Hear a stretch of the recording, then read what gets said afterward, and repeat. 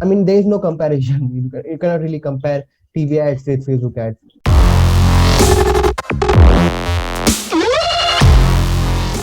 Hello, guys, welcome back to another episode of the Jet Hacker Show. Today, we have Swapnil sir, who is running a PR business from past 3 years. He's an expert if you want to do verification, if you want to come in first page of Google. He helps everyone with his PR and marketing skills. He's been providing services from past 3 years and has done successful increase and exponential growth in online business as well. So, thank you so much for joining on the show, sir. Hey Jay, thanks for having me here. Yeah, so it's my first time, being on any kind of podcast. So thanks for having me here. Thank you so much. Thank you so much, sir. Sir, as we knew that you are helping people getting verified on social media, helping entrepreneurs and business to grow their reach. First of all, please tell us about what all benefits this PR and marketing gives you, apart from the general notion which comes with money and numbers. Yeah, so there are a couple of benefits which comes with PR. So let me start with benefit number one. All right. So the first benefit is, let's say if you go to Google and if you search up my name, so my article will show up on the first page. So let's say if you're working on SEO, and if you're working on SEO, then you're gonna need some backlinks as well, right? So some PR agencies they offer backlinks as well. So the first thing is it helps with Google rankings, and based on our research, around 80%, not 80%, 90% of the customers will search up on Google after they see your ad on Facebook or YouTube. Mm, And when they see that you have been featured by such huge publications, like we have some of the huge publications like Forbes, Entrepreneur, USA Today, Midday. So let's say, when they see that you have been featured by these huge publications, then they will be more likely to, buy your product with you because it helps with that credibility and trust, right? When they see that you have been featured by such huge publication, and they already have the credibility basically. So that is the first benefit. Now the second benefit is it helps with social media verification. So if you go to Facebook, if you go to my Facebook, then you will see that I'm verified. So that is the second benefit. But you need some PR for that, like at least 10 articles to cross the criteria for getting verified. Because the whole point of getting verified is you have to famous, right? So mm, one of the ways you can become famous is getting yourself featured on a couple of publications. So that is the true. second benefit. And now the third benefit is it helps with Wikipedia page. So if you're working on Wikipedia page, then you're gonna need some PR for that as well to cross the Mm, criteria. Otherwise, they will take down the Wikipedia page. So it helps with that as well. So there are like lots of benefits. Now these are some of the benefits which I know of, but I'm sure there are like other benefits as well, like how it's up to you how you leverage it. So I see all of these people who sell courses like back in the days, when I started out in 2016. A lot of these people on their website they had entrepreneur, as seen on entrepreneur, Forbes, and such huge publications. So it made me, you know basically it helps with credibility, right? Like if you're a newbie and you see that you have been featured by such a publication, then you will trust them more compared to the other guys. That is some of the benefits of getting yourself featured on publications. true, 100%. And also, like when we talk about featuring SEO and all that, I have seen people who are doing extremely well, but they are unable to get that name, get that fame, unable to get to the Google page, unable to get in the search.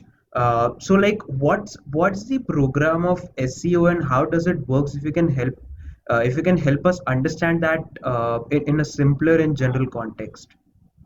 Yeah, so uh, you know like if you, let's say, if you try to rank your own website for on the first page of Google rankings, right?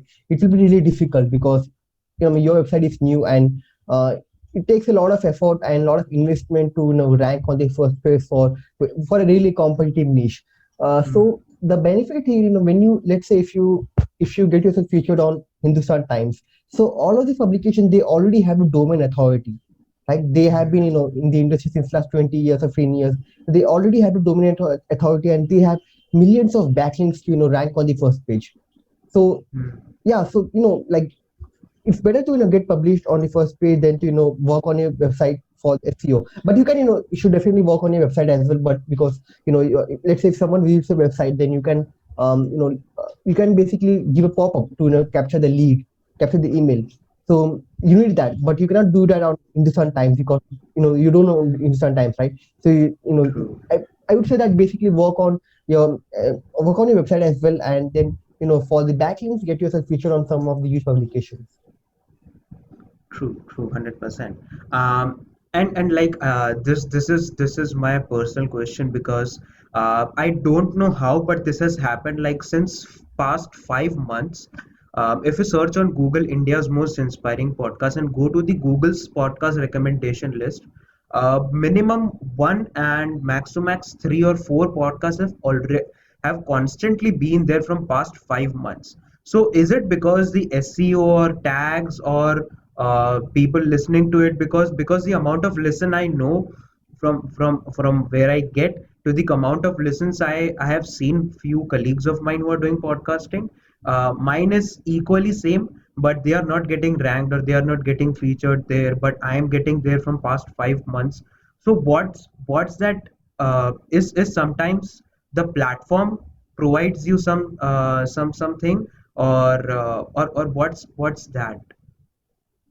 So for the podcast, I don't know about that because I have not really worked on ranking podcast. Basically, we only get people featured in publications so that they can rank. Let's say if you search my name, so I should rank on the Hmm. first page. So for the podcast, I'm sure there must be some kind of it's a numbers game, right? Like let's say if you have been interviewing 10 or 20 people, but if your competitor has around 50 people or they get more visitors or listeners, then obviously they will rank higher. And it Hmm. depends on the search results as well. Let's say if if you are getting around search 500 searches per month, so definitely you'll rank on the first page, right? So it depends on Hmm. that as well. Hmm. Hmm. It's all about numbers game and True. how famous you are on Google's trends. You can go to Google Trends and search it up. True. And from what I know is the biggest game in SEO and all that is basically of keywords and hashtags and those all parts. So like I have seen many times that people are telling that, oh, I use this hashtag or this keyword, but this is dead now. So how to get that and understand that which keyword is working, not working, or which is dead or not dead according to the search engine. Okay, so I'm not a SEO expert here, all right? So I'm a PR, I run a PR agency, but what I've learned is if you're, it really depends on the competition of that particular niche. It's really difficult to rank on pets niche because it's a really competitive niche. Fitness is also a competitive niche. So what you can do is you can go with long tail keywords. Like there's something called long tail keywords. You can go with that, and to rank higher, it depends on a lot of stuff, not only with keywords, but it also depends on the backlinks and the blogs which you're posting. It should be it should be relevant. But Hmm. we don't, I mean, you know I'm not a SEO specialist. I just run a PR agency and we get them people featured. And obviously, you can say that I help people getting verified as well. So that's why I specialize in, not SEO. Hmm. True enough, But true enough. SEO, it helps with PR helps with SEO. You can say something like that. But I'm not a SEO expert. No issues. So like PR, when social media came, this PR marketing and everything boomed like anything.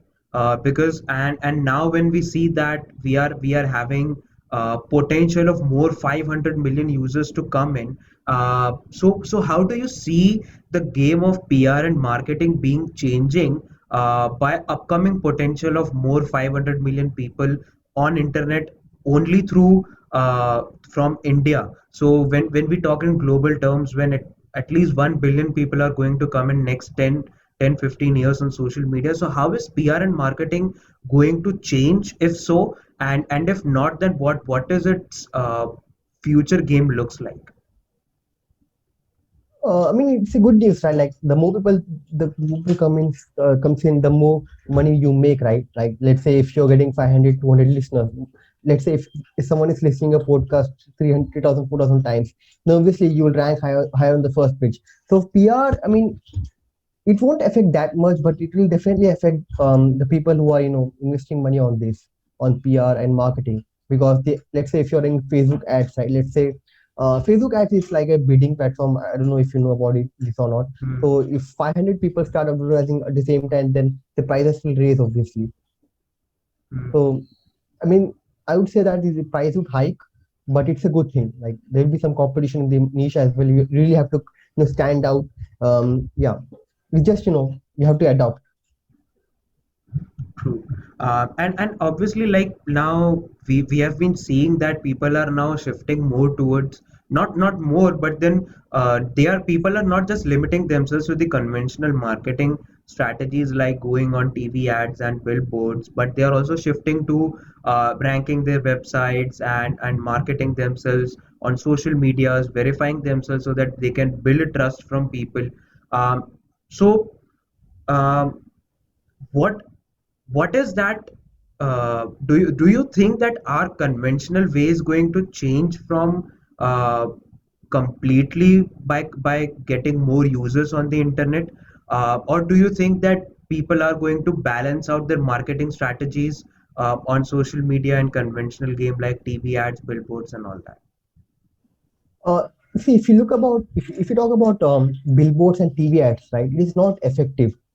You don't really know who are watching your ad and who clicked on your ad and who is interested on your ad. So you cannot really compare YouTube and Facebook ads with TV ads and billboard ads. They work, but Facebook ads and PR, you can say PR as well. And I don't know if you know about this ad or not, but there's something called display ad as well. Like if you visit a blog, then you will see Mm, ads in the blog. It's called mm, display ads. So those kind of ads are like much more effective than billboards or TV ads. So I mean, there is no comparison. You cannot really compare TV ads with Facebook ads. You can do a lot more stuff with Facebook ads. You can track people. You can retarget them, and you can basically it's a lot of stuff. Like you can take the email and you can do email marketing, but that's gonna change because especially with the iOS 15 update. I don't know if you know about that or not. So Apple, they came up with something called, if you want to track the people, then you have to ask them first. So it will really affect mm. advertising. And they are coming up with the email tracker option as well. Like you can give your fake email, not fake, your secondary email, and that way the service provider won't really able to track your email, like did you clicked or not. So, Nice, great. Talking about marketing, especially, there are different kinds of marketing. Like we just now covered conventional marketing and the digital marketing, like running ads on Facebook and YouTube and all. But there are also multiple kinds of marketing. Like there are email marketing. There are like you said, display marketing, display ads. So can you just brief us about what all different kinds of marketing are existing, and which one, according to you, has brightest future among all? see, there are a lot of marketing options we get, like email marketing, and display marketing. You can say something like that. I mean, it really depends. Like you cannot really say which one will work in future, which one not. I think even the billboards ads. See, billboards has ads has been since last 20 years, right? So it still works. I'm not saying it doesn't work. So some of the stuff which works right now will work in future as well.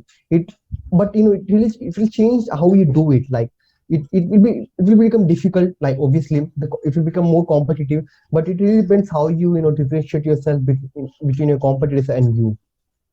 So but I think email marketing is, a lot of people, they don't look into it. Like email marketing is really effective. Just started doing it, and I started closing some clients for emails, by sending cold emails. Yeah, I think email marketing is one way. And um, yeah, I think, yeah, email marketing is like the way to go.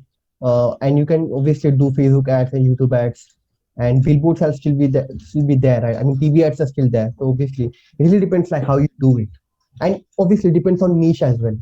Like if you're really specific, like you just want to target a fitness, a guy who want to uh, a guy who has some kind of diabetic, let's say, with health issues. Then if you really want to target that guy, then I think Facebook will be great. Hmm. True enough. Like talking about cold emails, like being a podcaster, even I have to write cold emails to guests to bring them on the show. So this will be a personal lesson for me as well. Sort of. You said that you started doing email marketing and writing cold emails. So what what kind of techniques do you use, or if you can generalize some few techniques or few pointers Yeah. for cold emails? Yeah, so the first thing you have to do is you have to stop being boring. Like, just stop pitching people like, can you like come onto my podcast or buy this product from me? So if you look at my Hmm. emails, like it is really funny. Like my starting line starts from something like, hey, I got your email from while I was digging. I got your name from a. Let me read the intro. It's really funny. It goes something like. Yeah. Hey Jay, I got your name from a paper I found digging up for a gold in my backyard, and it read that I should message you. So it is really funny, right? So you have to be creative, and you have to you can pitch, but pitch it in a fun way, and that's how people will respond. Like if you send a generic email, because some of these people they get like 5 to 10 emails per day. So Hmm. the one way to stand out is be funny. True, true. And what's the game for title? Like sometimes people go too harsh on let's say unique titles, unique title stand. But then also you should not like I have heard this thing. You may rectify it.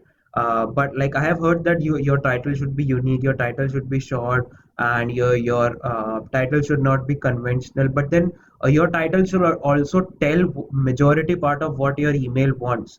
So how to frame a good title for cold emails? I think the title should, it should contain all this stuff it should do. Like, let's say if you want to bring people in, right? So it should be honest about it. Like, hey, are you interested in coming to my podcast? Then you can, be funny in the email itself. Because Hmm. if I want to, I would not click on the email if I don't recognize the title, right? So I need to know that this is for me. Like, if I'm interested in getting the podcast, then I will obviously click on that. But if I'm not, then I will obviously ignore it. Hmm. Hmm. True enough. True enough. So I think your Uh, title should be hmm, on point. hmm. True enough. And also like there is some talk on length of cold email as well. Like you should not have too long email, not too short email. Yeah, Your information should be crisp and short and condensed. So what's your guidance on that? yeah. If you're sending cold emails, right, don't attach anything, because if you attach anything, then it will go to spam and will basically ruin the health of the domain of the email. You can say. Hmm. So what I do is, there's a trick for that. You have to buy 4 domains. Like, you have to buy separate domains, at least 3 or 4 of them, and then go to warminbox.com. Inbox up. So at least warm your email for at least 1 month. That way, if you're sending cold emails to people, then it won't go to spam. You have Hmm. to warm your emails at least for 1 month, and then you start sending emails, and only send around 50 messages per day from one email. Because if you Hmm. send 50 or 60, right, then they will all the emails will go to spam, and it will really mess up your domain health as well. And never do it Hmm. by your primary domain. Always buy a separate domain for email marketing, cold email specifically, because a lot of people they will click at spam, if they receive your email, because since they don't know you, right, they didn't subscribe for it, so you're sending them unsolicited emails. Hmm. So you Hmm. have to, yeah, we have to buy separate domains, and then register for G Suite, and then warm your email for 1 month. And words, I think words can be around 800 to 1000 words maximum, but don't attach anything. You can keep it doing that. Hmm. True enough. Now moving forward to like how PR and marketing affects a consumer's mind, because you as a PR and marketing, marketing expert, you also need to understand that how it is going to affect consumer as well. Like we now talked on the company side, or the person who is trying to get clients. We talked on that side. Now coming to the consumer side. So how does this PR marketing affects a consumer? For, let's say, I am a consumer and something is coming to me. So how can I rectify that? Okay, this is what I actually want, or this is many a times people do marketing, but what they say in their marketing or advertisement, in reality it is something else. So how can one consumer understand, and how does this PR and marketing affects consumer as well?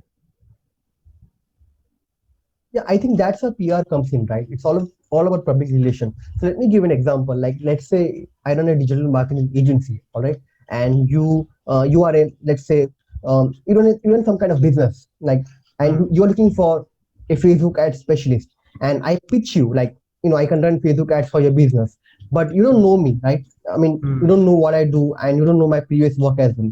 And if you have been looking for Facebook ad specialist, then I'm sure that you have been talking to other agencies as well, right?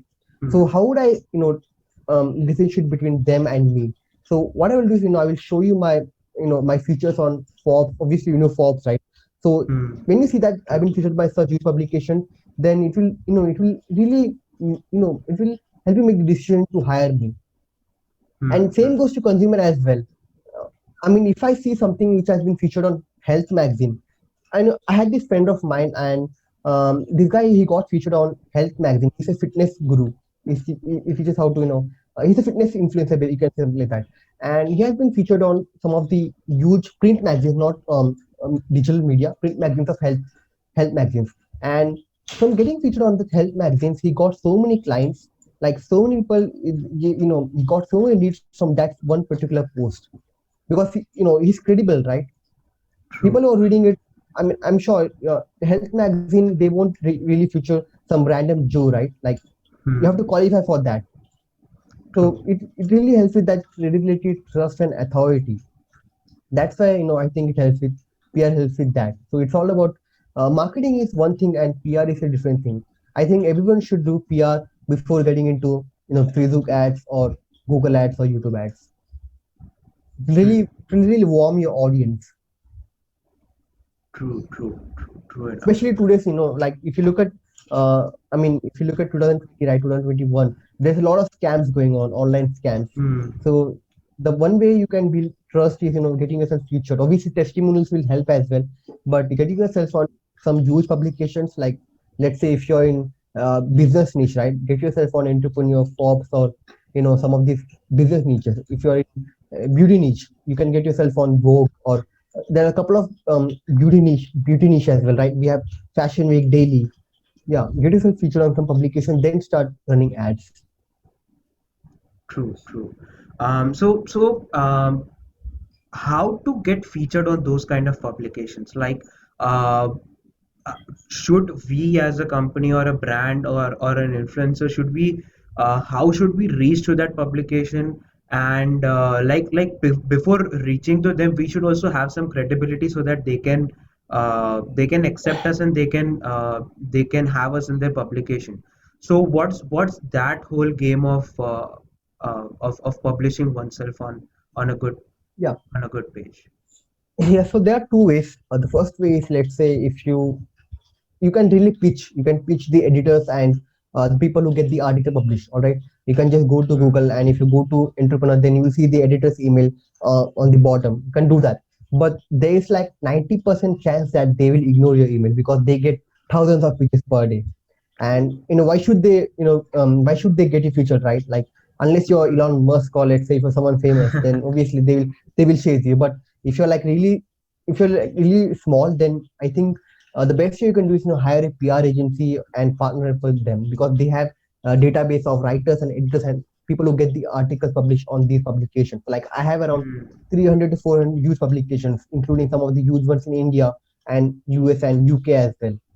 So I think the second option, if you're if you're not someone huge, and if you're not doing something great, then you should go with the second one. Or if you can just wait, you can wait till the day until you do something great, and they will chase you. They will get you featured. It's up to Also, you can use Muckrack as well. There's a website called Muckrack, muckrack.com, and you can find writers and editors over there. And over there it's same thing. Like you have to pitch, pitch it to writers and editors, and it's really rare that they will respond. And plus, Muckrack is really expensive. Like you have to pay around $10,000 for the membership. Like it's really expensive. So that is those are like the expensive, and it consumes a lot of time. So I think the easiest way to get into featured is going to a PR agency and pay them money and they'll get you featured. True enough. But like small creators like me who wants to get featured and like we so how can they take the help of like I have seen people who have after just getting Instagram verification tick they have boomed like anything because like they use the power of verification tick. So Yeah. what's this idea behind this verification? What are the benefits which verification brings to you? Like from a PR from PR and marketing perspective. See, when you get verified, it's a really huge thing, right? You're famous. Like, I mean, how many people are famous in this world?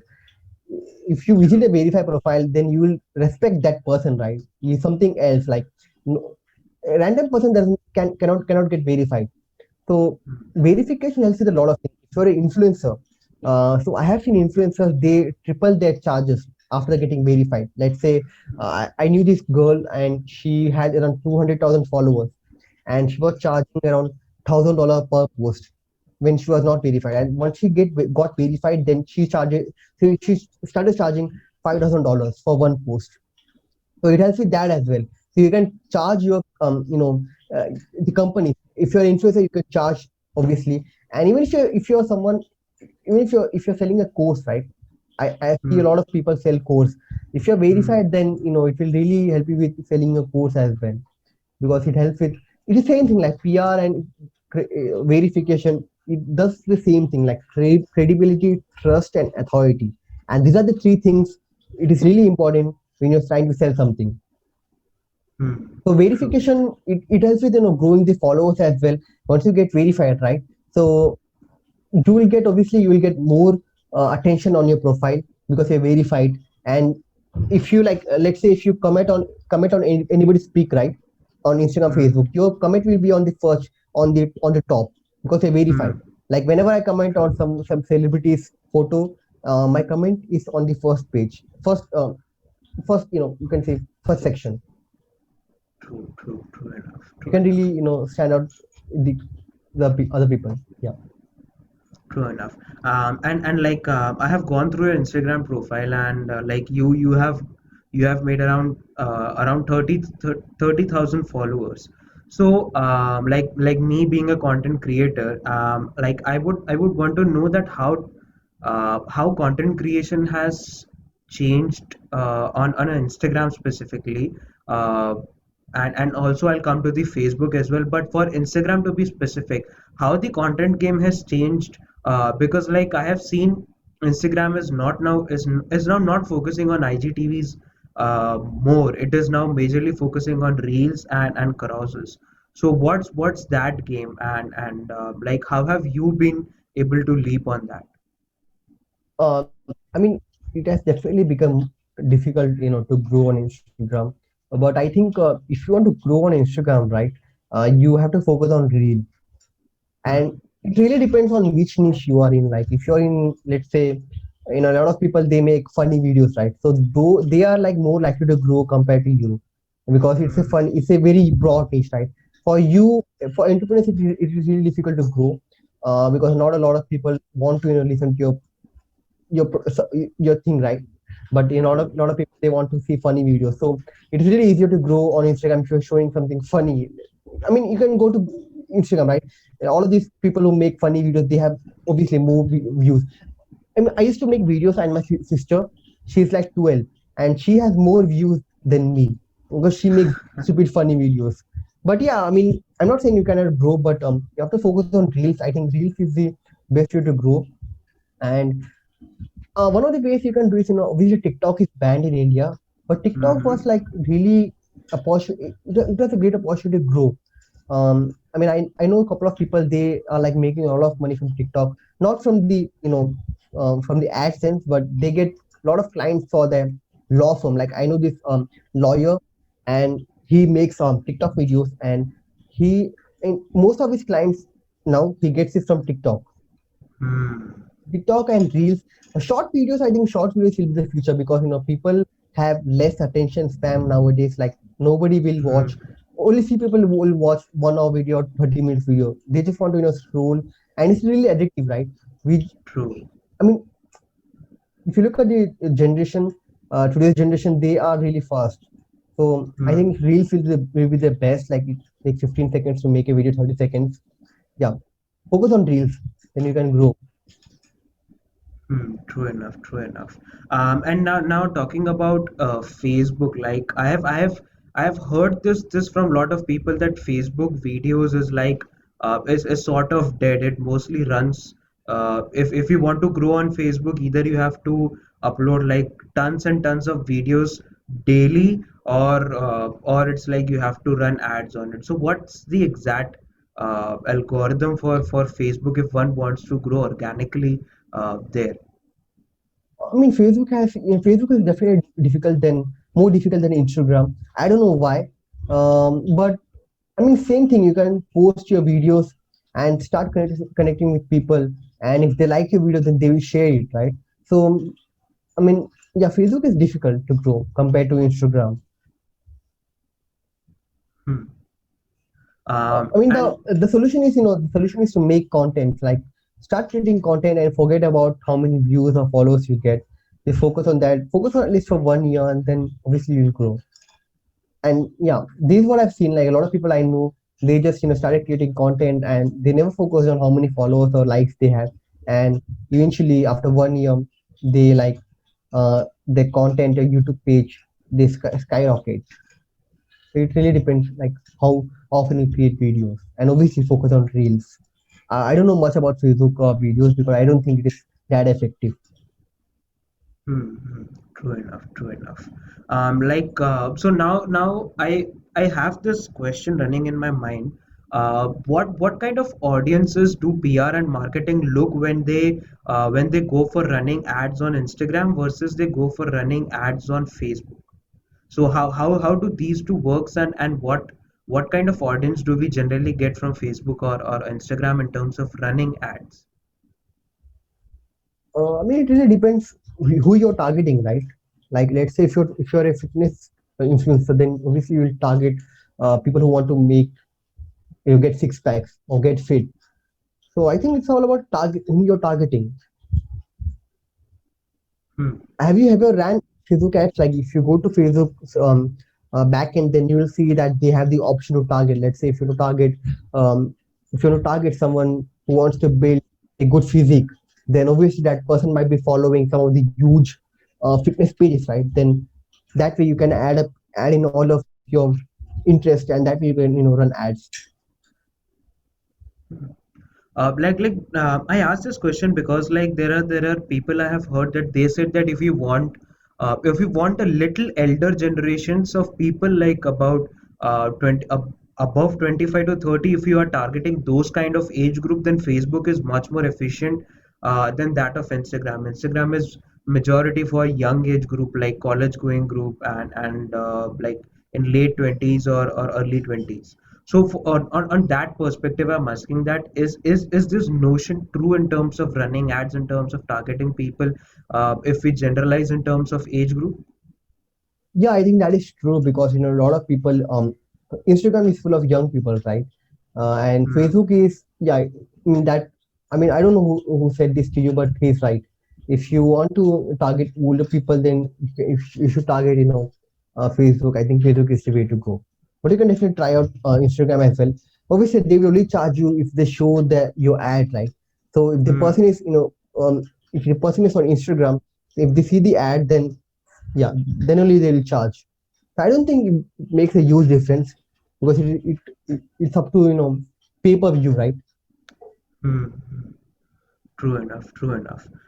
So what would be like this is a personal takeaway from this podcast is like what will be your advices to me as how can I personally grow my podcast brand? I mean, I think you're in the right way, right? Like bring in people and make content, and that I think that is the only way to grow. Start making content and obviously promote it as well. Like if you have some budget, then run ads on Facebook and YouTube. Like get someone huge, like someone who's famous, and make that person share your profile on their profile, Hmm. and that way you'll get their traffic as well, their audiences as well, and yeah, that way you will grow. Hmm. True enough, true enough. And what's your takeaway on upcoming new platforms like Clubhouse and Amazon, in terms of marketing strategies? Like, does these like, because there are some kind of marketing where like you pay the host something to come on their show, and then you speak about your product, you speak about your journey. So is this kind of marketing will grow in terms of upcoming platforms like Clubhouse and Twitter Spaces and all those audio platforms? Yeah, I think that's a very common practice, right? Like I know a lot of people, even Jordan Belfort. I don't know if you see his podcast or not. I know some people they have paid Jordan Belfort to be on his podcast. So it's a common practice in the industry. If you want to promote the product, then you can obviously pay. Obviously, Jordan Belfort and I don't know about Joe Rogan, but Jordan Belfort is pretty huge, right? So I don't think Joe Rogan takes money from the host, but I think Jordan Belfort obviously takes money from the host, and that is because one of my friend he told me that like he charges around 4 to 5 grand per podcast from his clients. But you have to have that kind of audience as well, right? Like Hmm. if you look at his if YouTube channel, it has a lot of audience, like around I think 100K, 400K subscribers, right? So you need to have that kind of subscribers to really charging people. But you just have to start somewhere, right? Like everyone they start from somewhere. I think you are doing great, like bringing people, start making content and promote it as well. Like yeah, uh, run ads, do some PR, and bring in some huge personalities, like someone who is famous, like really famous. True enough, true enough. So, how was this whole podcast, and what all inputs would you like to give? Yeah, it was great. I think I already gave you right. Like start making content and run ads and start bringing in more famous personalities. Like I mean, in India there are a lot of people, right? Like a lot of entrepreneurs, even the small ones. And yeah, I think that is the way to go. I think what you're doing is great. I think you should keep doing it and be consistent.